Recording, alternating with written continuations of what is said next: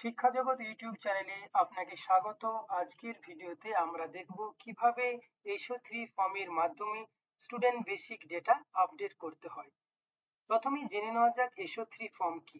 এসও3 ফর্মের মাধ্যমে আপনারা আপনার স্কুলের থেকে থাকা যে সমস্ত বাচ্চার বেসিক তথ্য ভুল আছে কিন্তু চেঞ্জ করতে পারছেন না, সেই সমস্ত তথ্যগুলি চেঞ্জ করা যাবে। তবে এই ফর্ম ফিল আপ করার আগে অবশ্যই শিক্ষার্থীর প্রকৃত তথ্য এবং বিদ্যালয়ে যে রেকর্ড আছে সেটি ভালোভাবে যাচাই করে নেবেন। এখন জেনে নিই কি কি তথ্য আপডেট করা যাবে। এই ফর্মের মাধ্যমে বাচ্চার name, date of birth, gender, Aadhaar details এবং নেম এজ পার আধার, বাচ্চার class section, mother's name, father's name এবং গার্জিয়ান নেমস, এই তথ্যগুলি আপনারা এসও3 ফর্মের মাধ্যমে আপডেট করতে পারবেন। এরপর আমরা দেখে নেব কিভাবে সঠিক পদ্ধতিতে এসও3 ফর্মটি ফিল আপ করবেন।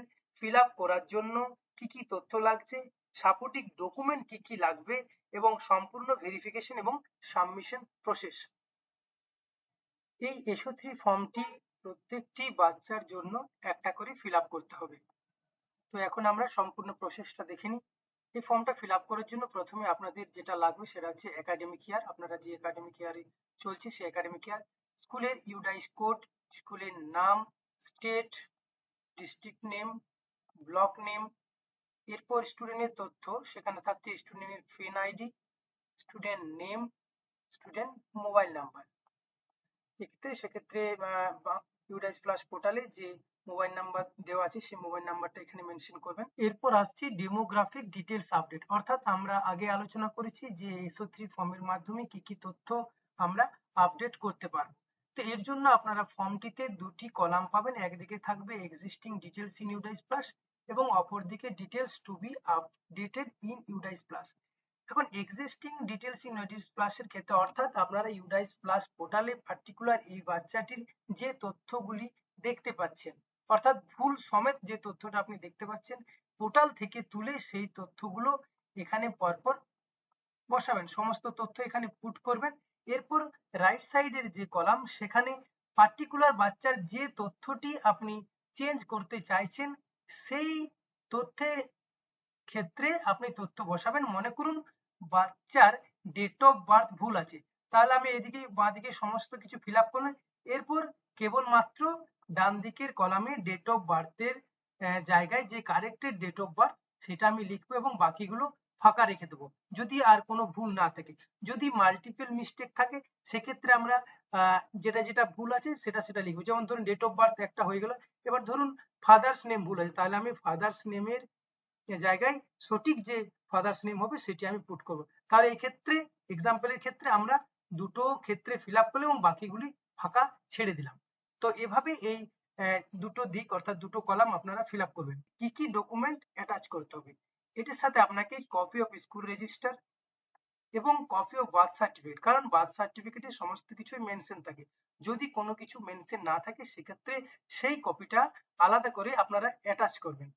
যেমন ধরুন বাচ্চার আধার মেনশন বার্থ সার্টিফিকেটের সময় ছিল না, সেক্ষেত্রে বাচ্চার আধার আইডি যে ফটোকপি সেটা আপনারা এটার সাথে অ্যাটাচ করবেন এবং আর যদি কোনো তথ্য মিসিং থাকে সেটা আপনারা এর সাথে অ্যাটাচ করবেন। এরপর স্কুল একটা আন্ডারটেকিং দেবে, সেই জন্য আপনারা এই চেকবক্সে টিক করবেন। I hereby declare that information field and documents provided are correct to the best of my knowledge and belief. এরপর চলে এসেছে আন্ডারটেকিং বাই ব্লক আর ডিস্ট্রিক্ট লেভেল অফিসার। এর আগেই বলি আপনারা স্কুল যারা ফিল আপ করছেন তারা সেই বাচ্চাটির ক্ষেত্রে তথ্যগুলি ফিল আপ করে পরে এই চেক বক্সে ক্লিক করে দেবেন। এই অংশটা আপনাদের কিছু করার দরকার নেই, এটা আপনারা ছেড়ে দেবেন। এরপর নিচে চলে আসুন হেড অফ দ্য স্কুল। সেখানে হেড অফ দ্য স্কুল যিনি আছেন তার নাম, তার ডেজিগনেশন হতে পারে তিনি এইচটি বা তিনি টিচার ইনচার্জ আছেন, সেক্ষেত্রে সেই ডেজিগনেশন লিখবেন, উনি এখানে সিগনেচার করবেন এখানে এবং স্কুলের সিল দেবেন। অবশ্যই সিগনেচার করার সময় আপনারা ডেট মেনশন করবেন। এরপর আবার এই দিকটা বলে দিচ্ছি, এই দিকটা স্কুলের কোনো কাজ নয়, আপনারা লেফট সাইডের অংশটা ফিল আপ করলে আপনার রেসপেক্টিভ যে সার্কেল অফিস আছে সেখানে এই ফর্মটি জমা করবেন। এখন আপনার বিদ্যালয়ে যে সমস্ত বাচ্চার ক্ষেত্রে আপডেটের প্রয়োজন হবে প্রত্যেকের একটা করে SO3 ফর্ম হবে। সেই ফর্মগুলি ফিল আপ করে তার সাথে উপযুক্ত তথ্য অ্যাটাচ করবেন। অ্যাটাচ করার পরে একসাথে সমস্ত SO3 form class wise section wise সাজিয়ে সেগুলিকে আপনার সার্কেল অফিসে জমা করবেন। এরপর সার্কেল অফিস সেই স্টুডেন্টের রেসপেক্টে তাদের তথ্যগুলি দিয়ে যাচাই করবে এবং তিনিও যিনি অফিসার আছেন তিনি এগুলোকে আন্ডারটেকিং করবেন এবং সেখানে সমস্ত তথ্য ফিল আপ হবে, সিগনেচার সিল দিয়ে এই তথ্যটিকে জেলা এন্ডে পাঠানো হবে। জেলা থেকে আপনাদের এই বাচ্চার তথ্যগুলিকে আপডেট করা হবে এবং তখন আপনারা ইউডাইস পোর্টালে তার রিফ্লেকশন দেখতে পাবেন যে বাচ্চাদের তথ্যগুলি আপডেট হয়ে গেছে। তো এই ছিল SO3 ফর্ম এর মাধ্যমে কিভাবে আপনারা তথ্যগুলিকে আপডেট করবেন। আশা করি আপনাদের ভিডিওটি বুঝতে পেরেছেন কিভাবে এই কাজটি করবেন। যদি ভালো লেগে থাকে অবশ্যই লাইক করবেন এবং শেয়ার করবেন যাতে অন্য কেউ এই বিষয়টি বুঝতে পারে। ধন্যবাদ।